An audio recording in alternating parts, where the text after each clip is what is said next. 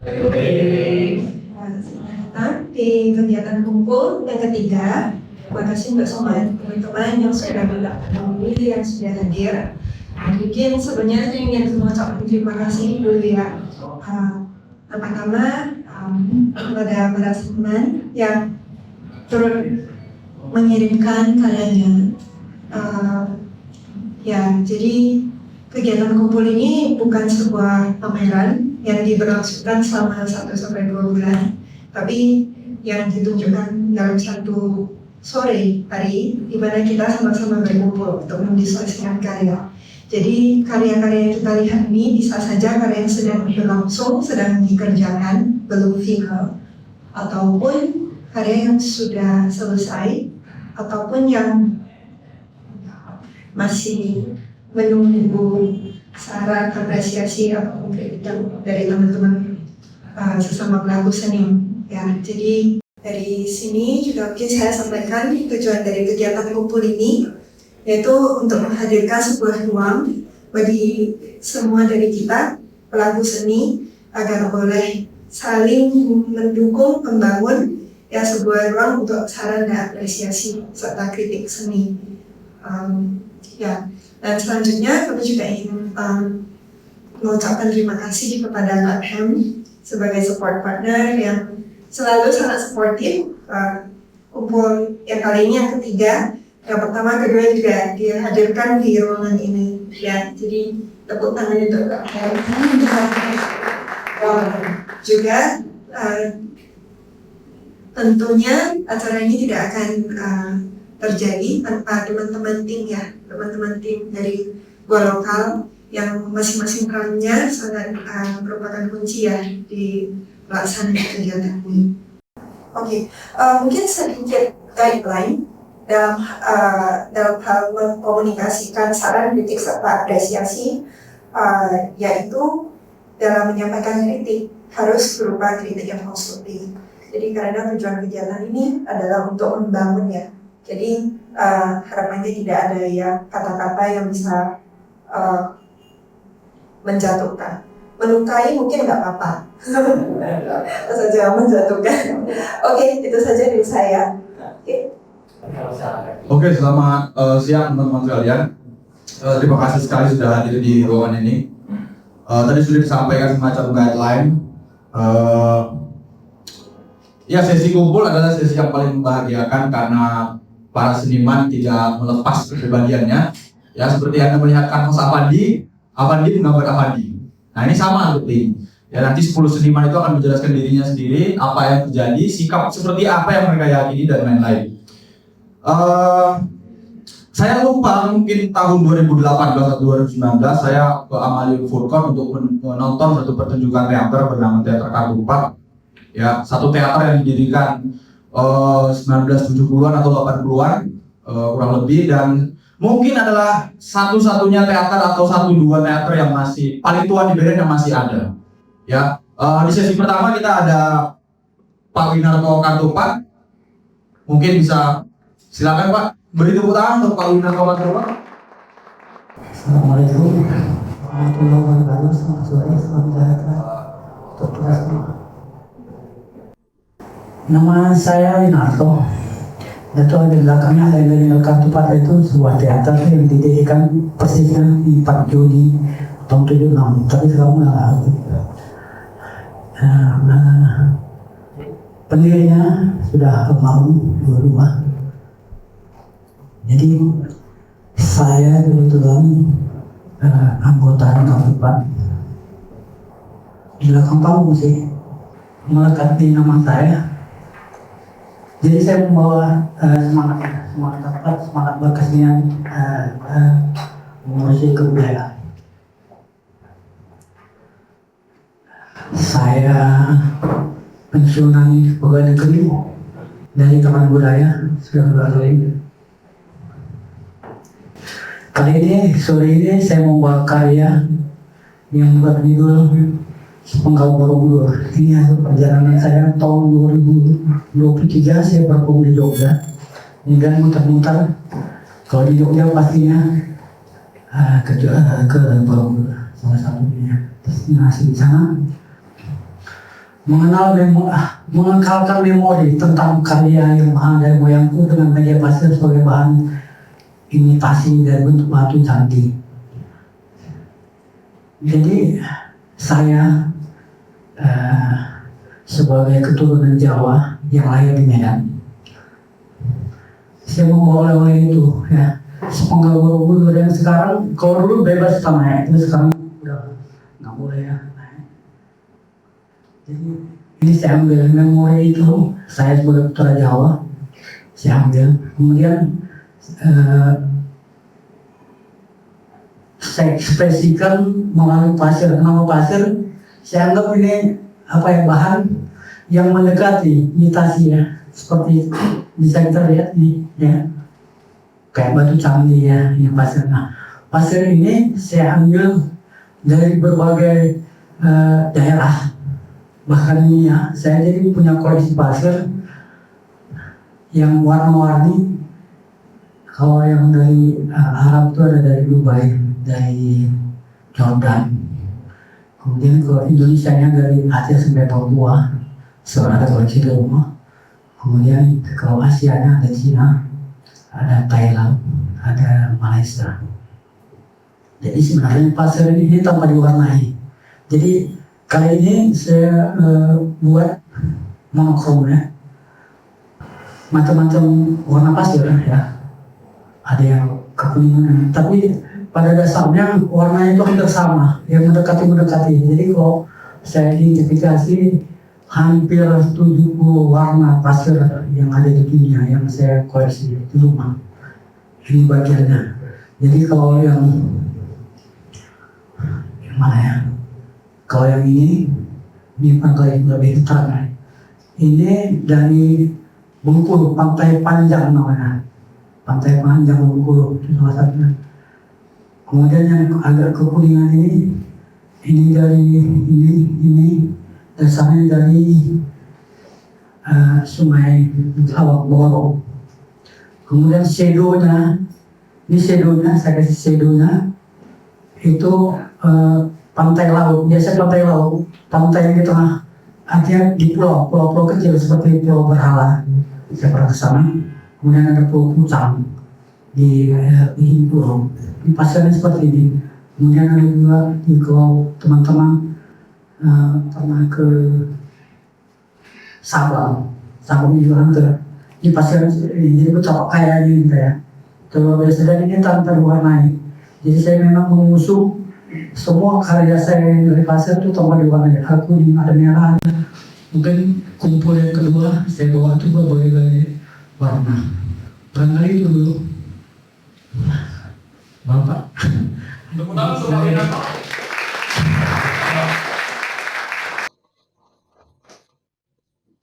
Tidak akan waktu. Pak Winarto memakai waktu selama 5 menit, jadi ada 10 menit untuk teman-teman respon. Ya. Ada dari teman-teman kalian? Boleh angkat tangannya, silakan. Langsung direspon. Ya, Winarto, saya mau nanya singkat aja. Ini tadi kita membahas karya Bapak tentang pasir. Pertanyaan saya itu sebenarnya kenapa pasir? Kenapa pakai pasir? Sebenarnya pasir ini saya mulai sejak tahun 97. Saya kebetulan saya juga di bidang pertunjukan, teater, terutama teater atau tari. Nah, di dalam teater atau tari atau apapun, saya sekolah di Jogja. Jadi juga saya dekor film. Jadi saya memang bergelut di berbagai bahannya, bahan untuk properti. Nah, salah satunya itu topeng, ya, kita memakai topeng. Nah, suatu kali di tahun-tahun 90-an, 95 gitu, saya ingin membuat sebuah pertunjukan teater waktu itu, topengnya itu dari batu, seperti ini juga. Ya. Nah, jadi dengan berbagai cara saya ingin menunjukkan bahwa ini batu gitu, topeng batu, ini salah satunya. Jadi saya mengolah cat, itu nggak dapat. Akhirnya saya menemukan pasir. Jadi itu cat lagi basah, saya kasih pasir, gue juga teksturnya itu dapat batunya gitu. Ya. Tapi kalau topeng kita buat dari semen langsung kan berat. Tapi ini topengnya dari kertas, kita cetak dari kertas, kemudian kita taruh pasir. Nah dari situ mulai. Ketika saya mau membuat topeng itu, mungkin lihatnya nggak merata, ada yang rontok gitu ya kan. Kemudian saya coba lagi, tambah lagi, kok pasirnya beda. Nggak nemu lagi pasirnya yang awal, ada belang gitu. Jadi saya berpikir, jadi memori saya teringat ketika kita main pasir pakai magnet, ya, yang hitam kelam. Nah dari situ saya mulai. Jadi awal-awal memang seperti ini. Karya-karya kalau di rumah ada karya yang awal itu sangat monokrom, hanya seperti ini.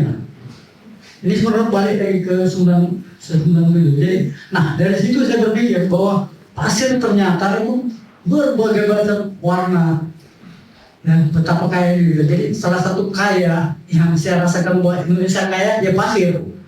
Jadi barangkali nanti teman-teman semua setelah pulang dari sini kita lihat.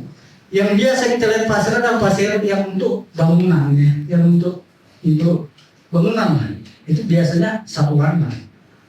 Karena pasir-pasir yang warna agak kuning-kuningan atau apa gitu, itu nggak bisa untuk material bangunan. Tapi barangkali nanti kalau teman-teman depan ada hanya jarak berapa meter itu beda. Walaupun dia nggak signifikan tapi pasti beda pasir. Jadi Allah itu luar biasa membuat pasir. Jadi itu. Nah ini kekayaan ini saya foto. Saya waktu saya udah keliling, jadi saya punya kelompok musik, jadi saya selalu perform mana-mana. Jadi oleh-olehnya salah satunya pasir.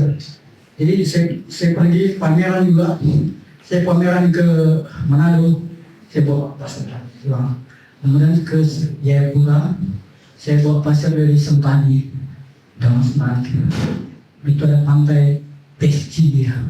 Nah, pasirnya, pokoknya lebih bagus lah. Bangga itu. Satu lagi, mungkin silakan, ada 6 menit lagi. Ada satu lagi teman-teman ingin merespon, ingin bertanya. Sebelah kiri tadi sepertinya ada. Ada? Siapa lagi? Silakan. Nggak ada. Dari Pak Wiranto ada yang ingin disampaikan lagi mungkin? Nah, dari cukup saya ingin mengatakan bahwa Indonesia kaya, salah satu pasir yang bisa buat karya apapun yang ada di sekitar kita, kalian itu. Terima kasih. Selamat sore. Assalamualaikum warahmatullahi wabarakatuh.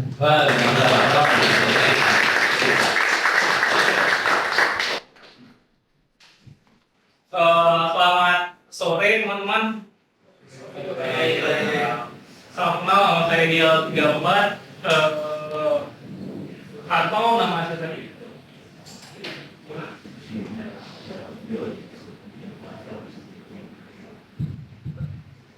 Nama saya Fahmi Jurial, atau yang biasa disebut teman-teman saya manggilnya Dial 34 atau Dial 34.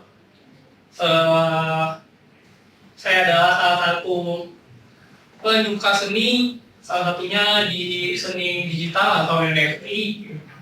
Akhir-akhir ini saya sangat suka seni dan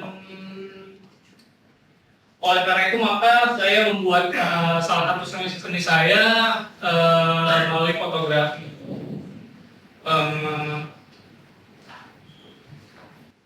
Dan karya ini konsepnya adalah sebuah karya yang tentang hubungan antara Tuhan, manusia, dan alam. Saya sangat tertarik dengan tiga hal itu dan itu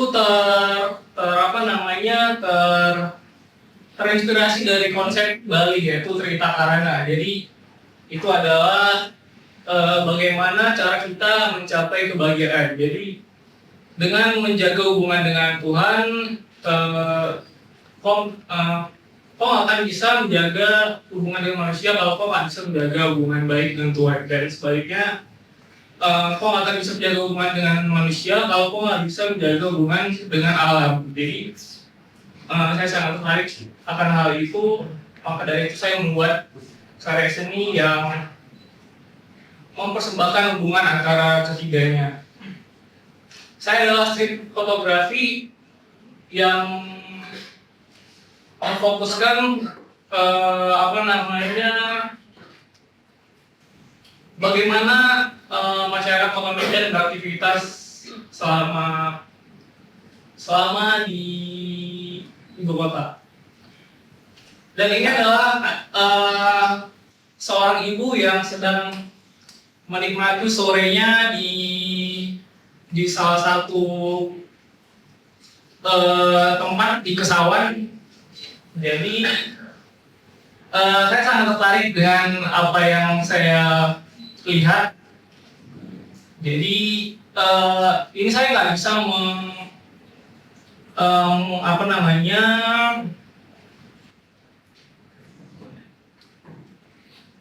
mengharuskan teman-teman memahami apa yang ada di foto. Jadi ini abstrak, jadi kalian bisa bebas mendefinisikan apa yang kalian lihat. Jadi nggak usah harus mendengar apa yang saya deskripsikan, karena itu personal. Jadi bebas, abstrak. Dan ini salah satunya kasih. Bagaimana seorang ibu yang memperjuangkan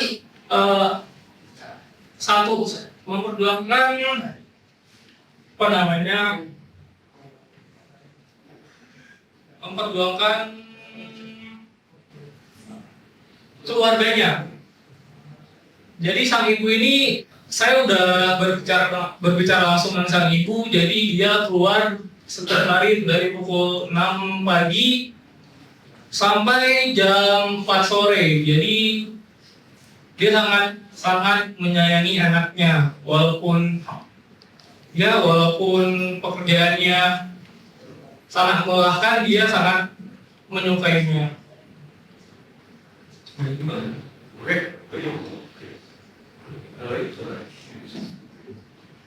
Dia yang tadi. Oh ya. Sama ya berarti ya. Cuma 2 ya? Ya. Oke, Bung, ada lagi? Bung, saya rasa itu aja. Oke, nah, nggak ada. Oke, 5 menit Anda berbicara. Ada yang mau merespon, silakan. Sudut kiri, sudut kanan. Ada? Ya kita sama-sama tahu ya, Kesawan itu kan bangunan peranakan Cina ya. Anda tahu jendelanya itu kan dari kayu. Dulu kalau jalan perdana itu kan orang-orang jualan di situ ya. Anda tahu di situ ada supermarket pertama di Sumatera, Warehouse, yang sekarang Anda bisa nikmati. Sebelahnya dulu ada toko video, toko musik. Ya, ada 2 bangunan yang sudah hancur. Ya. Ada yang mau merespon? Kalian dulu? Oh, balik ya? Yang langsung 2? Nah, ini. Kenapa Anda milih hitam putih, Bu? Karena saya suka dengan monokrom ini karena kesannya seperti zaman dahulu gitu. Konsepnya begitu. Emang beda zaman dulu sama zaman sekarang itu apa menurut? Apa esensi yang ingin kamu hadirkan di zaman dulu itu? Esensinya seperti vintage gitu, kayak zaman dulu kan nggak ada foto warna-warni kan, jadi ya itu begitu adanya apa adanya. Ini one take atau berkali-kali diambil lalu Anda kurasi sendiri? Berkali-kali.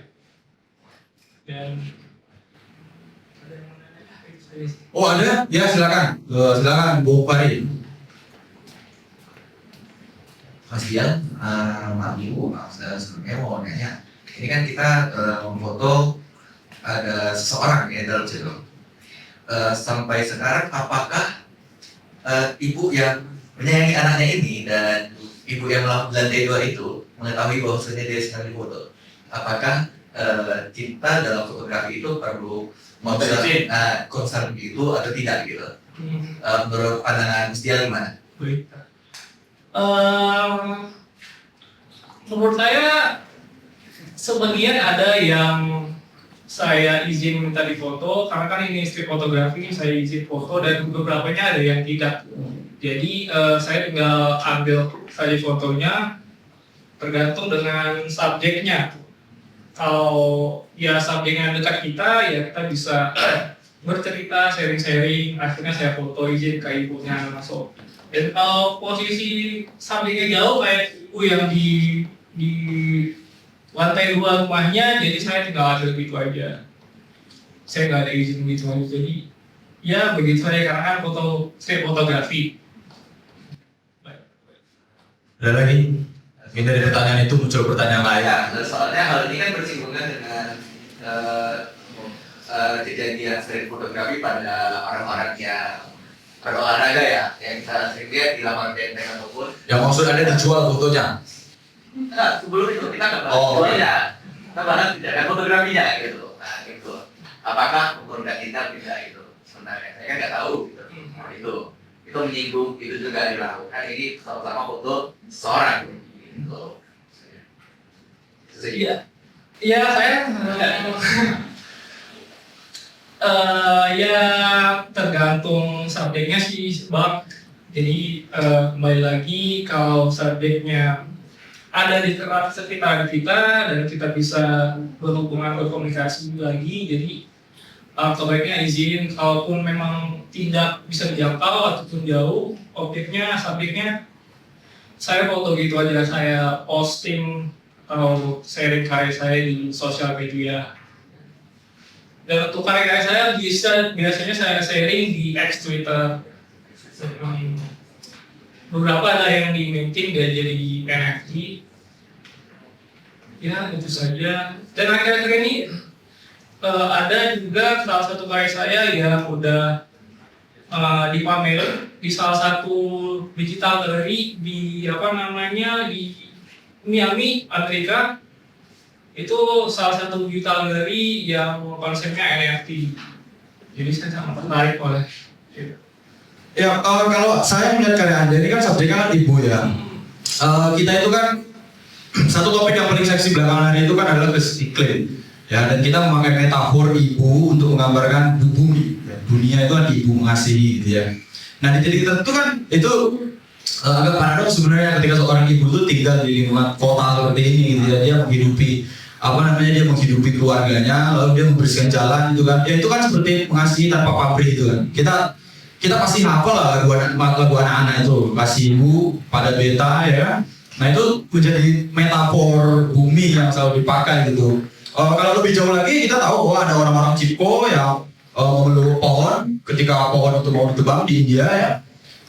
Cipko dalam bahasa India artinya memeluk. Jadi para ibu-ibu memeluk pohon yang sangat besar sekali. Mungkin ada 5-6 ibu-ibu yang memeluk pohon tersebut supaya pohon tersebut tidak ditebang, supaya bisa bikin perusahaan pasti. Ada lagi yang ingin merespon?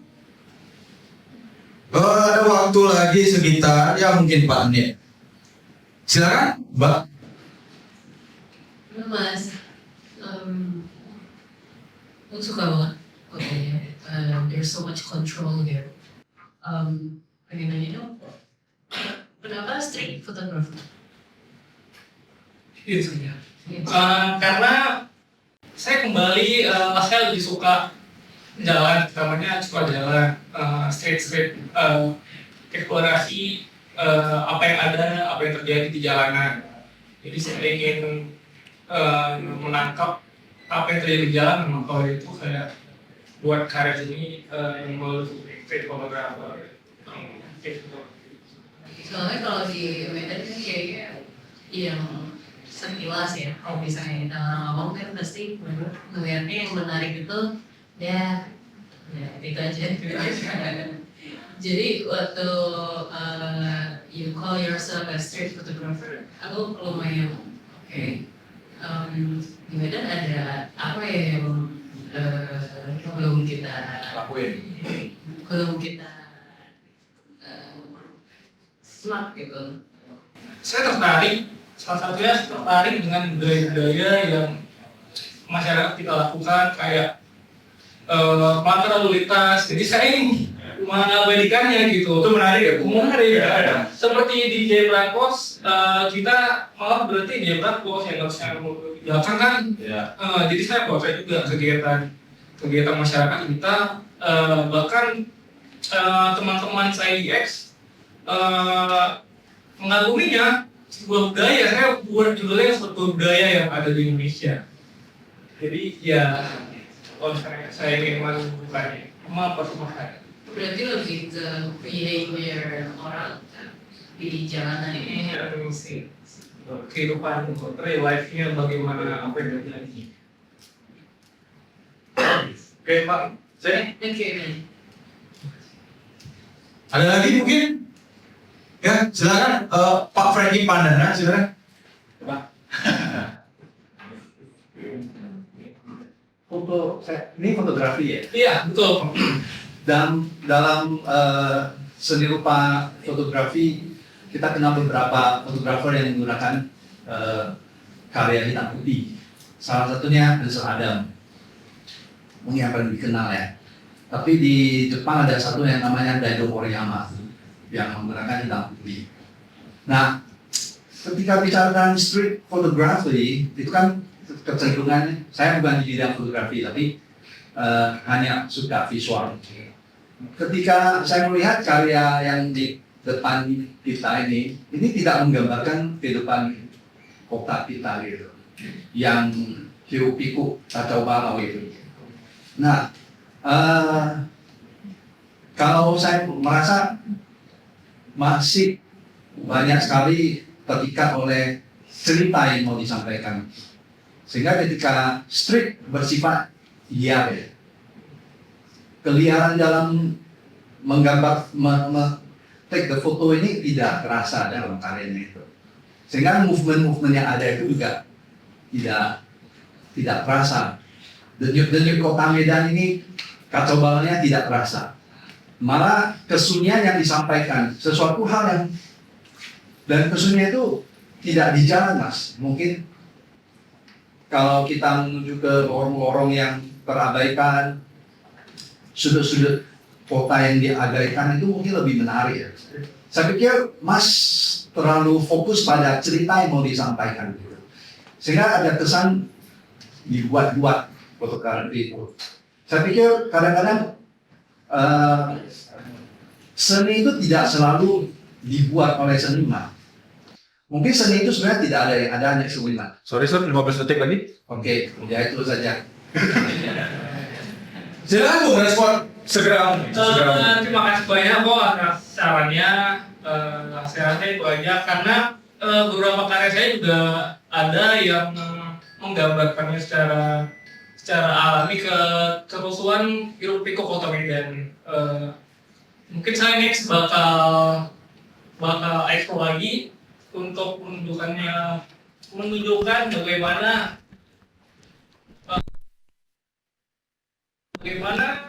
yang terjadi di kota Medan ini. Kenapa tidak sekarang? Saya tidak udah post di karya-karya saya sebelumnya, cuman yang kepilih cuma yang ini. Oh, Mbak Iban ya? Banyak, karya saya banyak, cuman yang salah satu yang saya submit cuma ini. Jadi kebetulan saya bisa menjelaskan cuma ini. Gimana Bung? Oke, tepuk tangan untuk Bial Pak atau Bial ya. Ya silakan kembali. Dia suka mendesain ya, satu titik dia suka membaca fiksi, membuat desain. Dia seorang desainer yang agak lain di kota Medan menurut saya ya. Ya karena desainer kota Medan itu malas membaca itu pasti ya. Anda kalau lihat poster itu kan salah semua tata bahasa gramatikanya. Padahal itu bahasa pertamanya, bahasa Indonesia. Nah kita lihat apakah desainer satu ini di dalam desainnya yang dia mengumpulkan orang-orang entah dari antah barantah itu dari Jawa, Sumatera dan lain-lain, apakah tata bahasa juga salah? Silakan, Bung Fatir. Tepuk tangan untuk Bung Fatir. Halo semuanya, salam kenal. Jadi saya tuh sebenarnya desainer grafis, bukan seniman. Tapi di waktu saya di kosong, saya ngerjain proyek inisiatif namanya. Jadi proyek non klien, mengerjakan eksplorasi sebenarnya yang nggak bisa dikerjain sama klien gitu. Kan kalau ngerjain klien pasti ada batas-batasan ya kan, di desain juga. Jadi di luar klien saya ngerjain proyek yang bisa di luar itu, yang diri saya sendiri. Salah satunya ini namanya Zai. Mungkin banyak yang nggak tahu kan Zai itu apa. Jadi Zai itu media alternatif namanya. Media alternatif dari kata alternatif sendiri udah jelaskan, kayak pengobatan alternatif, musik alternatif. Pasti kita mencari hal yang di luar kebutuhan formal gitu kan saya. Jadi mungkin media mainstream ada yang namanya media mainstream kayak TV, radio, koran online, terus majalah. Tapi kan media mainstream itu ada editor, ada objektivitas, ada batas-batasan, ada yang bisa ada yang boleh dan ada yang nggak boleh. Jadi dengan adanya media alternatif itu kita bisa sebebas itu, bisa menulis atau menggambar yang sebenarnya nggak boleh di media mainstream gitu. Tunggu sebentar. Saya ada bawa contoh-contoh Zai mungkin biar makin tahu.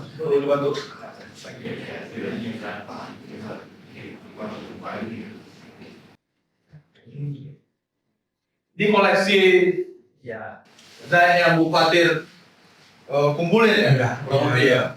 Makin Boleh dicek teman-teman? Pak, silakan. Boleh dibawa pulang. Enggak. Boleh dibawa pulang. Jangan, mungkin masih ada pinjam. Jadi Zen saya itu bahas sebenarnya tentang gimana jadi Zen saya itu bahas negativitas sebenarnya, perasaan-perasaan negatif. Ritos itu juga nama Zennya ritos. Ritos itu adalah gimana orang dalam keadaan berduka sebenarnya. Berduka dalam artian bukan kehilangan seseorang, tapi berduka terhadap dirinya sendiri. Di mana Zen ini saya tulis di masa-masa kejatuhan saya, atau bisa anak sekarang bilangnya titik terendah. Titik terendah. Ya, titik terendah. Enggak sampai bergadu.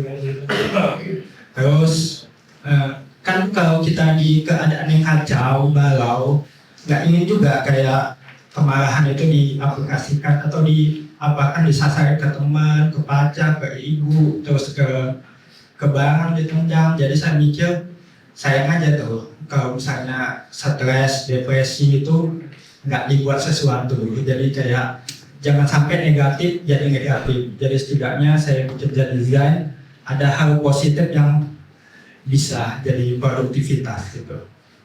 Terus jadi desain ini saya menggali negativitas, di mana emosi-emosi yang abstrak itu saya logikakan, saya dalamin, terus saya tulis kembali apa yang saya pikirkan, terus jadilah satu buku ini. Terus desain ini juga bukan saya sendiri sebenarnya, ada 15 kontributor sebenarnya. Jadi sebelum buat desain ini saya buka open submission untuk siapa yang kayak merasa di posisi saya dan pengen nulis hal yang sama gitu. Atau Guru Indonesia? Iya, tapi kebanyakan daerah Jogja sih, Jogja, Bandung ini. Sama teman-teman kuliah saya, dulu kuliah di Bandung. Tapi emang kebanyakan tulisan itu dari tulisan saya sendiri. Masa bahasan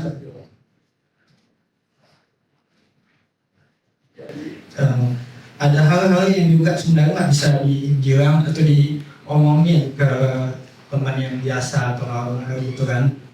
Kesalahan sendiri ataukah penabrak benar tidak bersalah karena telah dikontrol oleh takdir. Jadi ada hal-hal yang kayak gitu. Tapi di sini saya coba menguat emosi saya juga, tapi kebanyakan membahas nihilitas, absurditas, sama ketidakbanaan hidup. Cuman di akhir Zen, saya juga mempertanyakan diri saya. Di akhir Zennya saya menulis kau berkata hidup tidak bermakna, akan tetapi mengapa dengan karyamu yang selalu terlihat syarat akan makna yang mendalam. Jadi satu desain ini membahas tidak bermaknanya hidup, tapi rupanya saat saya menulis ini saya menemukan maknanya. Karena kau bermakna akan jadi buku ini. Ini itu saja. Kalau ada yang mau nanya boleh. Mungkin lengkapnya itu juga sambil bisa. Ya silakan jika ada yang ingin merespon teman-teman sekalian, kita punya waktu 8 menit lagi. Ada dari sisi kiri, silakan. Oke, Franky yang kedua, silakan Bu. Silakan diri. Halo Bang, jadi aku Adi. Kebetulan aku follow-followan Instagram sama Bang. Makasih ya. Jadi aku ini kan nampilin zin di sini. Aku bilangnya zin. Iya. Itu kan dari culture musik sebenarnya yang aku tahu. Iya, benar. Musik yang alternatif atau kita bilang kayak indie yang nggak punya dana untuk mempromosikan panggung mereka mungkin. Dari yang aku tengok di sini, zin Abang nih mungkin ya, yang dari ada sampel yang aku pegang itu nggak bahas musik. Iya. Apakah itu memang skemanya seperti itu, konsepnya seperti itu? Karena yang aku tahu kan zin itu untuk musik. Karena keterbatasan dana tadi itu ya. Boleh langsung jawab? Ya boleh. Jadi zin itu atau zin itu banyak awalnya dari musik, misal musik punk pengen promosiin bandnya atau mengaspirasiin tentang penggusuran atau apa, kan nggak bisa di media biasa, terus dia buat zin kan, terus berkembang lagi. Jadi kalau misalnya di Jogja itu zin itu muncul karena komunitas LGBT, jadi mereka tuh nyari pacar pakai zin itu. Terus ada juga misalnya kita nih anak sastra, muncullah zin sastra, gimana tulisannya itu yang nggak keterima sama publisher, di postingnya sendiri. Ada juga yang misalnya saya anak desain, saya ngeluarin yang nggak bisa sama klien kayak gitu. Jadi makin lama makin melambat makin banyak versinya gitu. Mungkin lebih dikenal di Jawa sih Pak. Ada 6 menit lagi, silakan. Yang lain? Tadi sebenarnya ya. Silakan Sen. Ya. Tadi yang mau saya bicara udah, pertama terminologinya mungkin memang benarnya zin ya bahkannya. Iya. Dia mengucapkan zin. Iya. Dari magazine menjadi zin. Jadi dia ada dua, satu fanzine, satu fanzine. Yang dimaksud abang tadi adalah fanzine.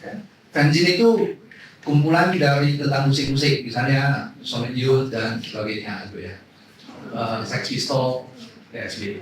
Nah, oke, itu kita abaikan. Menurut saya zin yang tadi saya lihat itu sudah seperti buku, seperti indis. Karena zin itu biasanya dia bersifat fotografi, seperti di Jogja ada berkembang daging tumbuh ya, komik-komik daging tumbuh.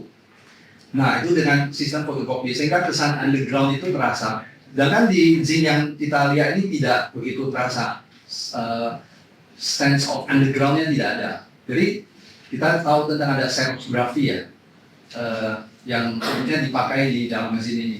Nah ini tidak, ini semua dicetak dengan kertas yang cukup bagus, cetakannya juga bagus, sehingga menurut saya zin sekarang justru sudah tidak seperti zin, bahkan sudah dijual banyak di toko-toko buku. Sedangkan saya lebih mencintai aktivitas undergroundnya. Oke, saya appreciate dengan zin ini, cuma saya pikir dikembalikan dong ke sifat undergroundnya. Terus jangan dong, walaupun ini sejarahnya tentang punk yang bersifat punk itu, kalau di Amsterdam disebutkan ya, dia tidak harus selalu sesuatu yang hal yang mengerikan gitu loh. Ini koleksinya terlalu gelap buat saya gitu. Hidup kurang gelapkah? Matahari begitu terang. Bikinlah lebih terang lagi dalam hatinya. Makasih ya. Iya, sama-sama. Silakan respon Bung, jika ingin merespon. Iya, mungkin karena pengen dekat dengan personal, jadi buatnya terlalu gelap. Sama karena saya suka musik metal juga. Terus sebenarnya bikin zin ini karena mungkin ya yang bisa punya bakat musik ya. Kalau saya stres tinggal mending. pegangan gitar buat lagu. Jadi saya coba terus kalau misalnya dia fotokopi atau apa yang lebih kesannya zen underground gitu. Cuman emang di sekarang tuh berkembangnya makin besar, makin aneh-aneh bentuknya, sampai yang cetakannya bagus banget gitu.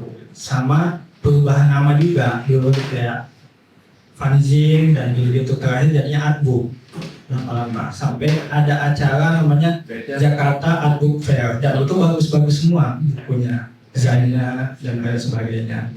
Jadi emang makin lama makin banyak, pengertian maknanya pun makin abu-abu juga.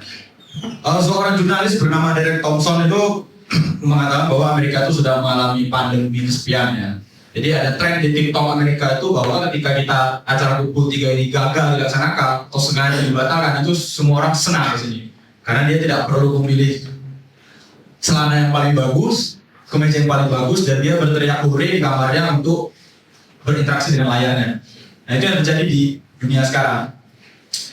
Derek Thompson bilang bahwa ya itu sengaja dilakukan orang-orang. Jadi orang-orang tuh milih kesepian. Orang-orang tuh malah memilih untuk mendepresifkan diri gitu. Jadi di titik tertentu dia bikin siksaannya sendiri gitu. Nah itu aku jadi ingat yang dibilang Derek Thompson itu soal aku juga ingat yang dibilang Albert Camus ya, kita bisa membayangkan Sisyphus bahagia untuk memegang batu, mendorongnya ke bawah, lalu menaiki lagi dan lain-lain. Betul. Mitos Sisyphus ya, esai Albert Camus. Ada yang mau merespon lagi? Masih ada waktu 2 menit? Ada? Pak, mungkin bisa ditampilkan. Oh, ditampilkan, baik. Sorry ya. Oh, oke.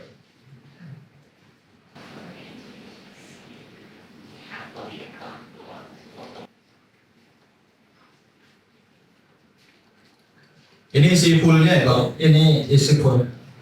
Ini para kontributor yang tadi ya. Ini yang bisa siapa? Yang layout Bapak Patri juga? Semuanya? Yang mengumpulkan, yang mengkurasi tulisan segala macam? Ya, semua. Baik, baik. Pala di press? Saya juga. Iya. Memang Anda ini mengerjakan semua hal.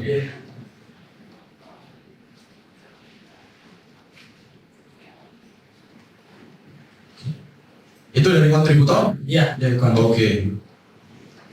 Ini saya sendiri. Oh, ada puisi ya? Ya, ada puisi. Kalau ada nama. Oke. Ini gambar saya sendiri juga.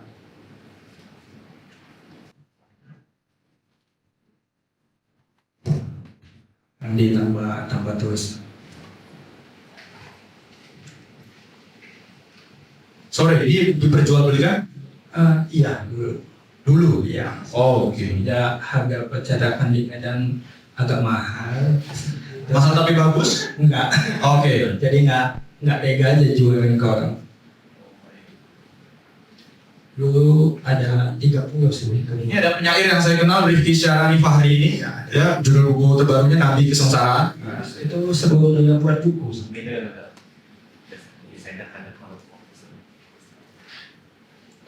Tim Bang Patir, Bang Oki ya.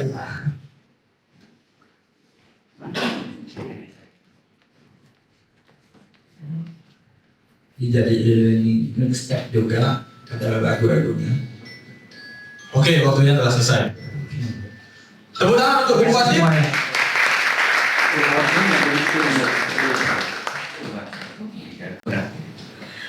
Kali ini saya akan mempresentasikan sebuah karya saya, judulnya Ouch. Itu boleh karyanya dulu. Itu bukan dari Warm Stick ya? Bukan. Bukan ya? Siap. Niatnya gitu. Niatnya begitu. Sponsor. Suatu hari nanti. Suatu hari nanti.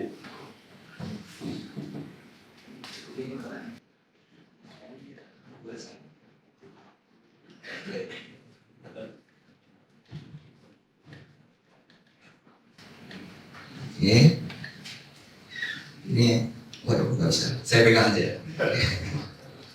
Nggak usah. Ya, jadi dari sebuah karya ini saya menjelaskan suatu hal yang mungkin cukup sederhana tentang pisau yang menusuk dan ditusuk. Sorry Pak Ninja, boleh dibantu digeser sedikit, ada teks yang tidak kelihatan.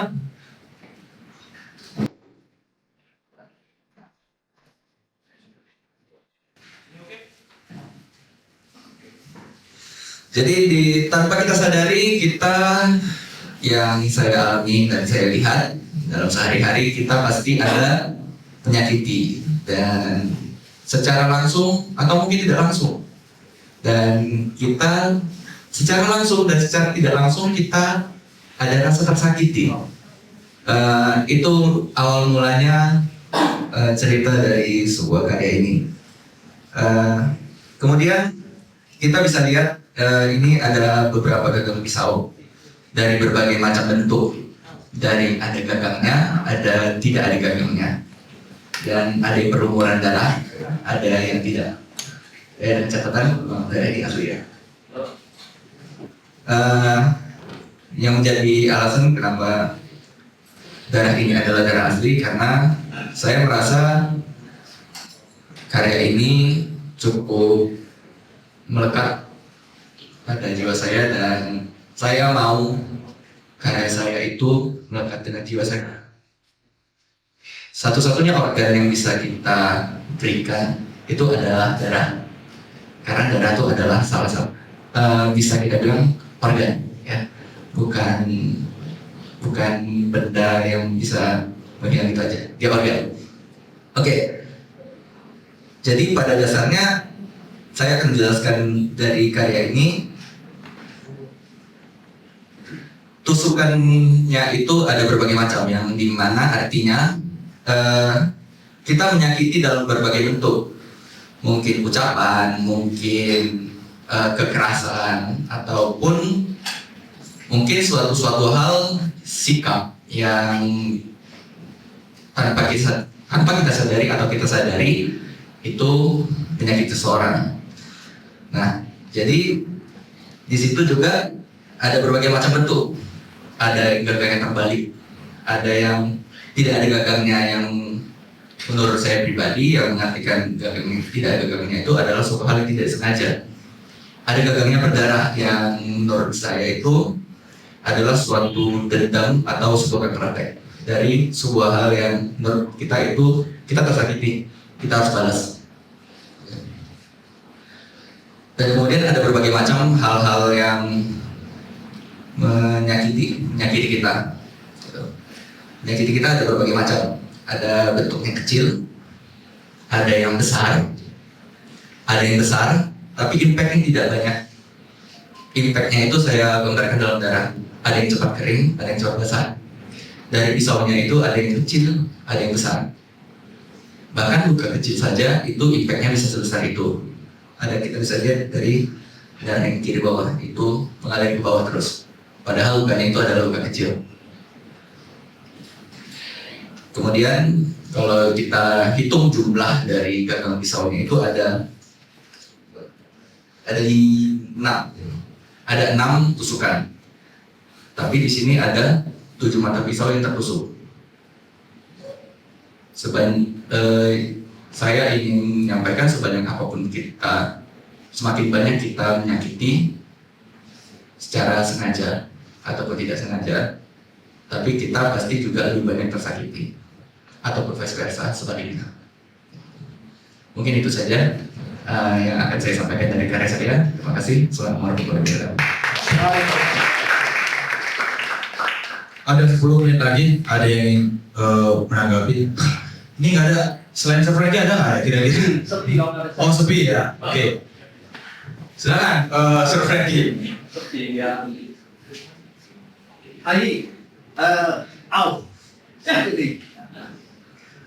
Pertama ya, pemilih secara saya tidak memberikan. Pertama saya tunjuk apresiasi dengan yang kedua kalinya kamu ikut. Terima kasih, Sir. Ada sedikit satu yang saya hargai adalah konsistensi kamu menggunakan darahmu sendiri. Oke, satu lagi yang saya hargai adalah bagaimana kamu selalu berbicara tentang duka. Padahal seharusnya kamu seorang dokter tidak membicarakan luka, memperbaiki luka ya, mengobati luka ya. Mungkin seni ini juga salah satu cara kamu memperbaiki lukamu. Ya, setiap orang tentu punya luka ini, tidak diinginkan di luar ya. Dan saya cukup apresiasi kamu mau menunjukkan lukamu di depan kita. Cuma kembali lagi kita hari ini bicara tentang seni rupa. Karya instalasi ini terlalu verbal, apalagi dengan judul. Judul sangat menentukan. Sebenarnya judul itu seperti pintu masuk ke dalam sebuah ruangan, satu ruangan imajinasi. Ketika kamu bicara tentang rasa sakit, kemudian kamu memberikan judul "Au", gua nggak mau lihat lagi judul karyamu bagaimana. Semua justru kembali lagi narasi tentang karya itu juga semakin tidak berguna lagi karena sudah selesai karya ini. Ya kan? Coba misalnya kita ganti karyanya asik. Gimana teman-teman? Ruang imajinasi yang seperti begini dengan judulnya asik gitu. Ini bagus. Oh pasti bagus. Coba kita berimajinasi dengan karya kamu seperti begitu, tapi judulnya tidak sesakit itu. Tapi ada ruang sinisme. Saya pikir ke depan saya menunggu kesinisan yang kamu munculkan. Tapi juga ada yang muncul. Jangan selalu bicara luka dengan secara verbal.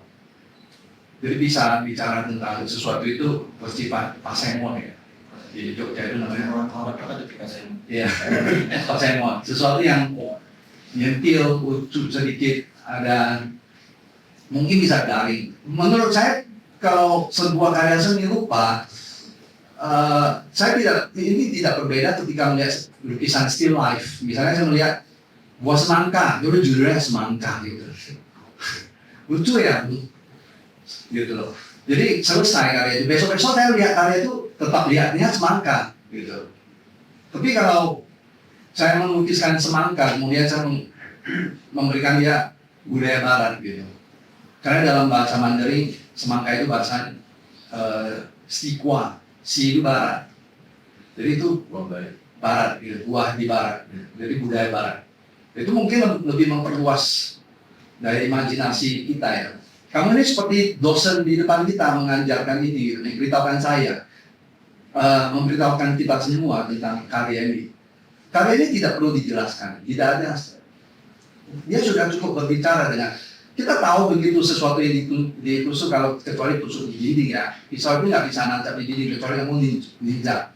Naruto mungkin. Tapi kalau dia tusuk ke sesuatu pasti berdarah ya, dia hidup ya.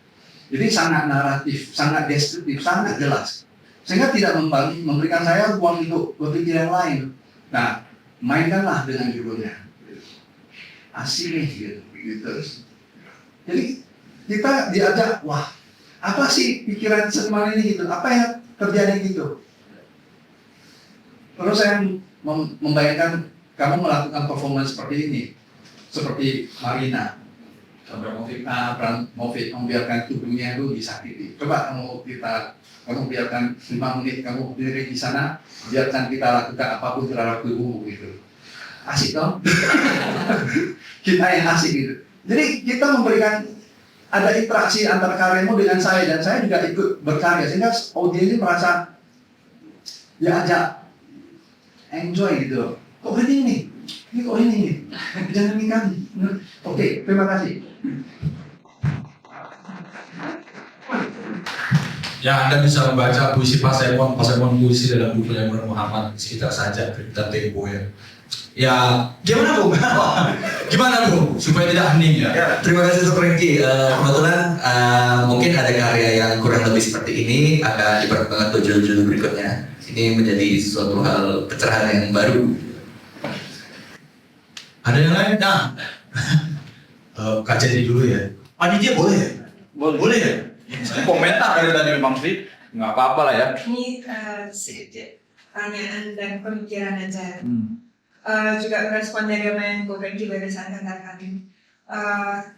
Awal yang saya pikirkan ketika melihat kayak ini sangat literal ya.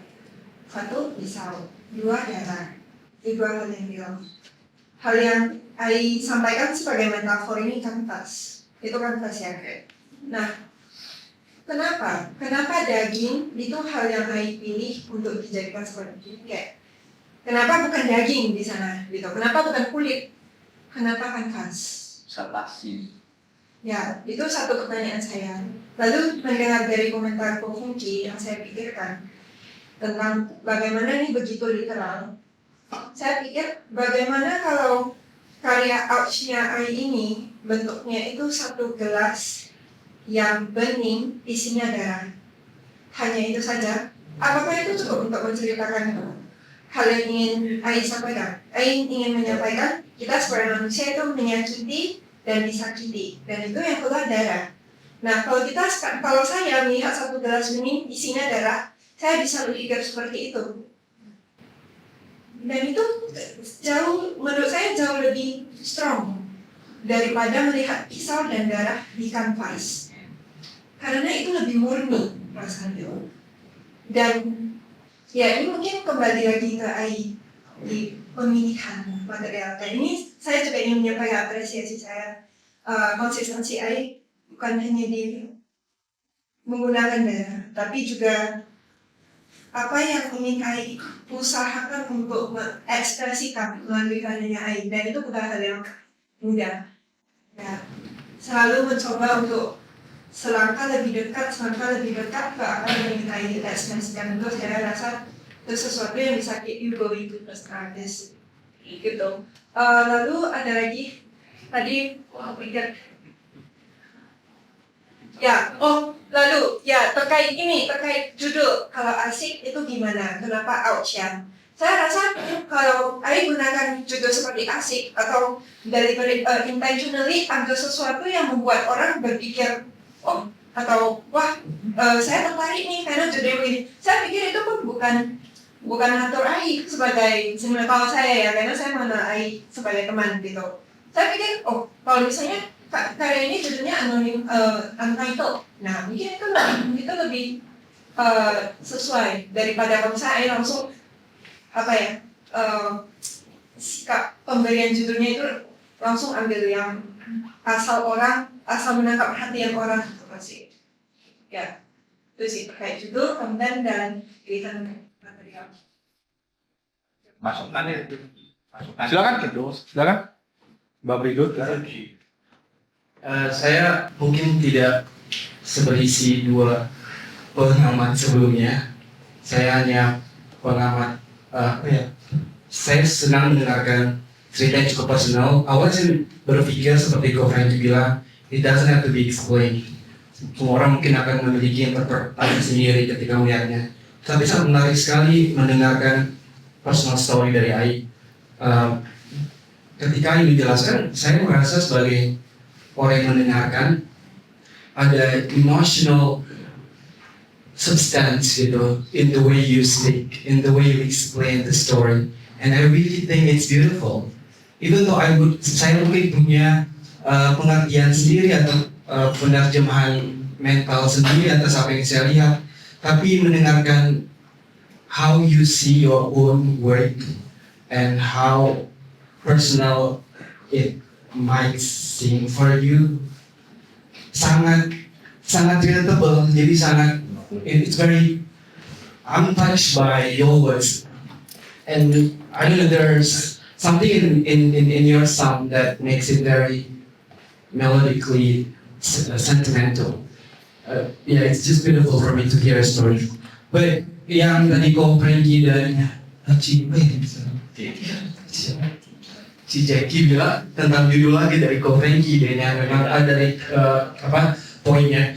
Kalau saya secara semantically speaking, karena saya dari linguistik, ouch tidak relatable sebagai judul, karena ini kan kita audiens Indonesia, mungkin aduh mungkin. Kalau asik tapi ouch secara penerjemahan Indonesia kan artinya aduh ya. Dan banyak orang bilang ketika kita berbahasa asing, tetapi ketika kita di luar ada satu kata yang akan selalu muncul. Ketika kita jatuh, ketika kita tersakiti, aduh tidak akan pernah hilang. Ketika kita berbicara di bahasa Inggris kita sangat baik. Mungkin ketika menjadi aduh, it might be more relatable for me in Indonesia. I don't know, but there's something about aduh that yang bisa diartikan menyakiti diri sendiri, disakiti orang lain, jatuh, dilukai dan lain sebagainya. Jadi saya adu. Tanya kabar ya. Tepuk tangan ya Bung. Terima kasih Bung, bisa langsung kembali. Oke, setelah dari dokter kita ke guru ya.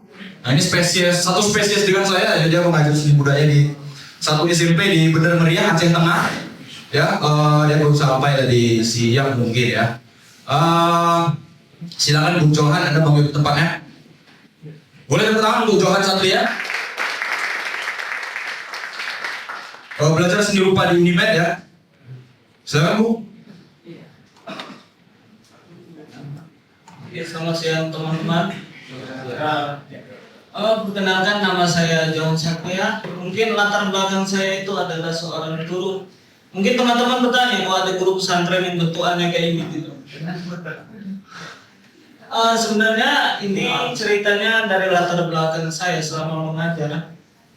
Saya melihat generasi muda yang khususnya ini sebuah sindiran buat generasi muda dan saya sendiri, di mana itu gambarnya adalah sebuah simbolik betapa bodohnya kita menghamba kepada suatu kepastian, tapi kita tidak tahu latar belakangnya seperti apa gitu. Nah, maksudnya gambar yang ingin saya sampaikan ini adalah sebuah kritik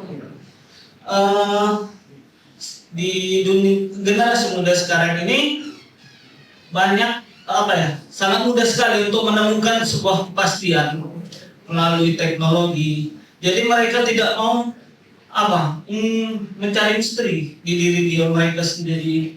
Jadi siapa yang mereka ikutkan hanya sekedar influencer gitu atau kata-kata yang seliweran di Instagram. Mereka hanya ikut-ikutan tren. Nah, di kampung saya itu budaya tawuran itu sudah mulai masuk. Jadi saya takut itu akan menjadi sebuah kebiasaan. Karena apa? Karena media sosial yang mereka lihat. Nah, itu menjadi ketakutan saya sendiri. Mungkin itu aja. Oke, ada waktu 13 menit lagi. Boleh tepuk tangan dulu? Silakan, ada yang platform? Mari, saya pengen respon tapi silakan teman-teman dulu. Ada? 1, 2 orang? Ada satu judul buku Bung, judulnya Matinya Kepakaran, yang nulis namanya Tom Nichols, terbit 2017 diterbitkan Oxford University. Jadi seperti yang aku bilang tadi bahwa kita itu sedang dihadapkan oleh pakar versus awam. Jadi awam ini lebih berkuasa dengan pakar. Jadi misalnya Anda tidak harus ke dokter untuk menyembuhkan penyakit Anda hanya tinggal menonton 15 detik video di Instagram supaya Anda tahu bagaimana caranya menyembuhkan penyakit Anda. Itu sama seperti Anda mengecek Google, mendiagnosa diri Anda sendiri bahwasanya di dalam diri Anda ada sel kanker yang ganas, tapi Anda belum pernah ke dokter. Jadi awam itu selalu bekerja seperti itu, dan itu satu kegilaan zaman kita yang sangat berbahaya. Anda tahu bahwa Presiden Amerika Selatan itu kehilangan 300.000 masyarakatnya ketika Presidennya bilang AIDS dan HIV itu tidak ada. 300.000 orang meninggal karena kebijakan pemerintahnya sangat buruk sekali. Jadi itu sangat luar biasa sekali. Sama seperti COVID itu kan seperti itu kan? Ya kan? Anda mau divaksin, saya tidak. Anda tahu dari mana kalau vaksin itu bagus? Itu pertengkaran antara awam dan pakar. Nah, kurang lebih itu ya yang mau dibahas ya. Ada? Hening betul, ada putih sekali di ruangan ini. Ya silakan Bung Kelvin dulu ya. Halo, ya, oke. Saya sih ngeliat sih karyanya Mas ya. Kayak gue kayak ketemu orang gitu, kayak gue ketemu dewa gitu, gue bersadar gitu kayak. Padahal kayak misalnya dulu nih, kita percaya kalau Umbar itu orangnya gitu, percaya gitu kayak. Kita melihat kan kayak dua orang itu ketemu orang ya sosok yang lebih mulia dari mereka itu kayak. Kita gampang gitu untuk melihat orang tuh dengan dia punya angka yang lebih tinggi atau apa, kita melihat mereka itu kayak besar gitu kan, kita nggak tahu tuh gimana itu asli atau enggak gitu. Kita sering melihat orang yang wujudnya kayak malaikat tapi iblis gitu kan. So like this suka sih saya melihatnya sih. Saya paling gitu sih. Tapi yang saya banyak kritis itu kayak mungkin karena itu kan dua orang ya, kayak mungkin lebih banyak itu lebih menarik gitu kayak you see like kalau kayak kayak dewa turun gitu kan, orang langsung menyembah gitu kan, kayak gitu sih. Kayak kalau masih kayak mereka berdiri gitu kan, mereka pasti miss aja gitu kan. Kalau mereka kalau abang menggambarkan kayak orang-orang pada tunduk gitu kan sama orang-orang besar gitu kan, kayak lebih banyak gitu dan langsung kayak sujud gitu kan, lebih mungkin cocok. Silakan ke Bung Nawir dulu ya, nanti baru akan respon Bu ya. Halo semuanya, kenalin nama saya Nawir. Ketika menyaksikan lukisan ini, lukisan atau bukan?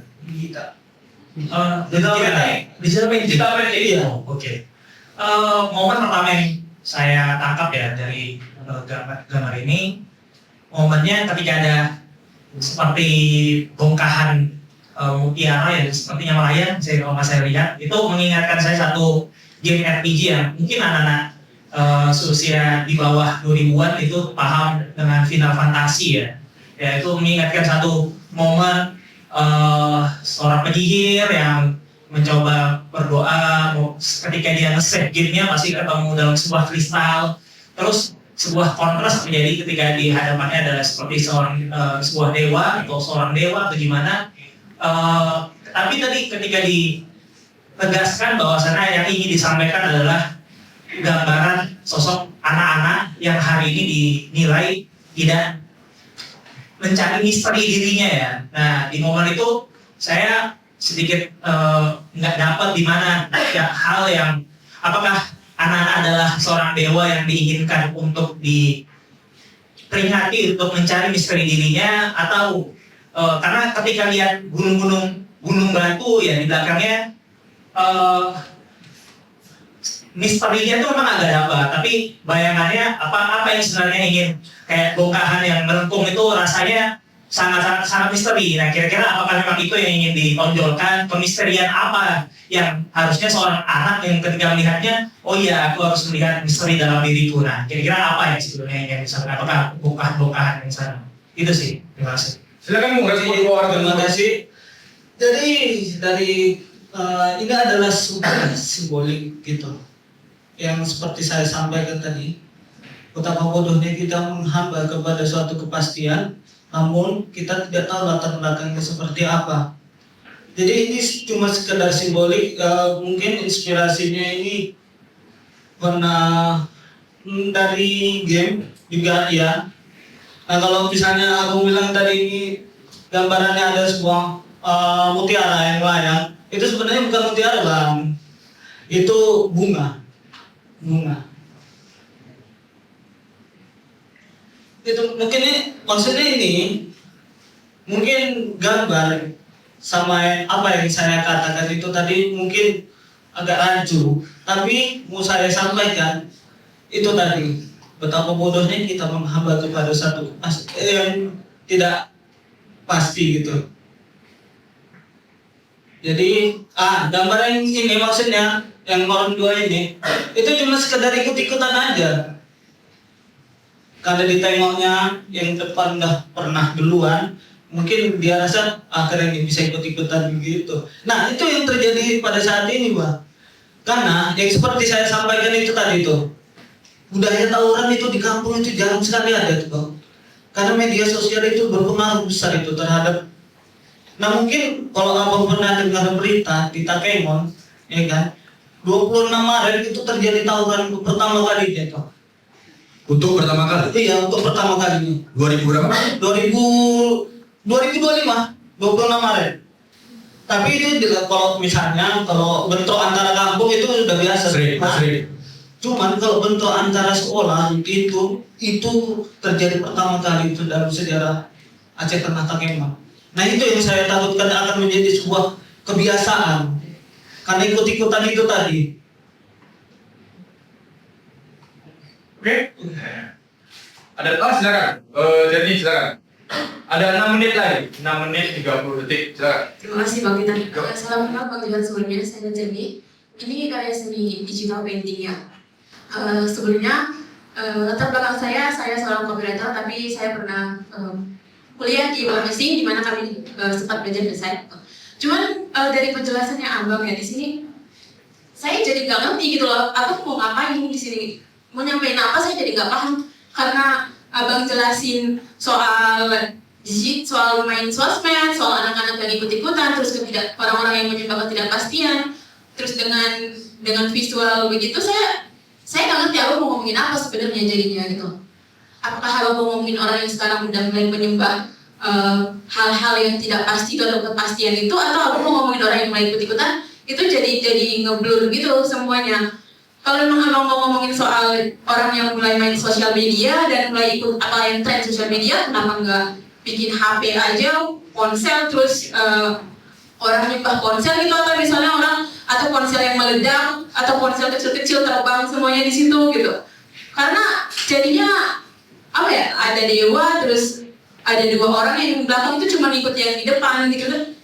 Tapi saya nggak ngerasain itu jadinya karena abang bilang begitu gitu. Jadi menyembah kepastian apa di sini jadinya begitu. Itu sih bang. Terima kasih. Silakan Bu. Jadi mungkin pertanyaan tadi itu ya. Ini sebenarnya sebuah entitas. Nah, di mana kalau saya modern dan gitu kan, sebenarnya hal-hal ikut-ikutan itu ibaratnya saya menggambarkan kawan saya menyembah entitas yang tidak dia ketahui gitu. Jadi saya simpulkan sebagai dewa gitu.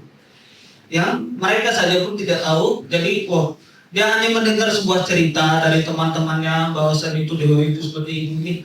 Jadi dia ikut-ikutan. Jadi entitas yang tidak jelas itu saya gambarkan sebagai dewa. Mungkin itu aja. Ya, ada lagi? Ya, di pojok belakang. Sebentar ya Bang, kalau ada waktu saya akan maju. Silakan Bang. Mungkin hanya ada 4 menit atau 5 menit.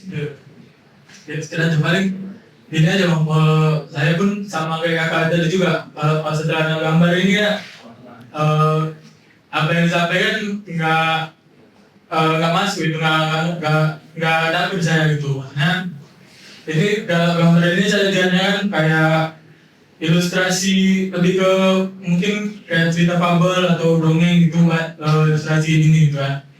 Cuman ketika disambungin ke penjelasan tadi kayak gak tersampaikan gitu dengan baik maksudnya yang mau dipresentasikan gitu. Cuman mungkin setelah penjelasan tadi ya, entitas maksudnya mungkin ada gambaran sedikit mungkin entitas lain gitu, lainnya yang mungkin lebih ke mau ditonjolkannya ke mental korbannya gitu, mental ikut-ikutannya gitu. FOMO ya, mental korban. Nah paling itu aja. Terima kasih. Oke, kita ke sini dulu. Silakan Bang. Singkat. So to Bang Johan, saya mau bilang sebenarnya tadi pas soal Bang Johan bilang bahwa ini like when I saw this pictures, saya melihat gambar ini sangat imajinatif ya, sangat fiktif. Soalnya saya mengerti apa yang Abang mau sampaikan dengan tadi Abang menyebutkan dengan kata misteri itu ya. Sebenarnya saya sudah mengerti apa pesannya gitu. Tapi mungkin beberapa orang tidak seimajinatif itu, mungkin agak susah gitu. Tapi yang mau saya tanyakan adalah misteri apa nih, ketidakpastian apa yang Abang mau sampaikan ke tutup? Mau direspon atau? Oh langsung ya, silakan Bang Iqbal. Oh ya, silakan. Mungkin sedikit membantu Johan. Apa tadi kamu bilang Jo? Menyembah apa? Menyembah suatu entitas yang mereka sendiri pun tidak mengetahui, hanya sekedar ikut-ikutan. Jadi saya simpulkan, saya simbolikan menjadi sebuah gambaran seperti ini. Mungkin karena Johan tadi membahas tentang tawuran apa segala macam, itu adalah akar dari inti apa yang Johan bilang. Karena menurut aku dari yang kamu bilang itu tuh bisa kemana-mana, termasuk menghamba kepada media sosial atau omongan-omongan orang yang dituangkan atau apalah gitu. Menurut saya itu seperti itu sih yang dibilang tadi dia sebagai akar atau dasarnya. Kalau menurut aku lagi yang pribadi, kalau semua ditampilkan yang mungkin jadi komik atau buku cerita. Ya, premis-premisnya jadi banyak sekali. Tawuran itu hanya satu konkret ya. Aku memahami Johan itu berarti dia ingin menyampaikan akarnya itu begini. Dasarnya begini. Cuman ternyata istri seperti tawuran tadi itu akar-akarnya yang dari dasar sebab itu dia bisa kemana-mana lagi juga. Terima kasih. Ada 50 detik lagi, siapa yang mau? Silakan bukti on point loh. On point. Halo, Bung Johan. Kenalin aku Hanako. Aku seorang ilustrator. Mungkin aku nangkep nih ide pokoknya adalah gimana ya cara ngegambarin anak muda sekarang itu yang selalu ikut-ikutan sama apa yang menurut dia benar. Cuman pengen simple loh. Orang tuh nggak pengen ribet mikir. Nah mungkin aku ada saran sih untuk menggambarin sesuatu. Kalau yang dari aku menggambarkan ini mungkin sosok si misterinya itu udah jelas tuh tergambar. Dia megang buku, dia punya kekuatan. Aku nggak dapet visual kalau orang yang lain itu ngikut. Mungkin kalau saran dari aku, abang bisa gambarin satu visual makhluk yang sama dengan ramai yang makhluk dengan satu kayak mungkin prasasti atau apapun itu yang bentuknya nggak jelas. Jadi ada satu yang memimpin, banyak pengikut. Mungkin itu lebih membayarkan. Oke, kasih kau. Bang Johan, silakan 1 kalimat atau 2 kalimat. Silakan. Mungkin ini terima kasih sekali atas masukannya. Mungkin ini menjadi evaluasi ke depannya buat saya sendiri. Terima kasih.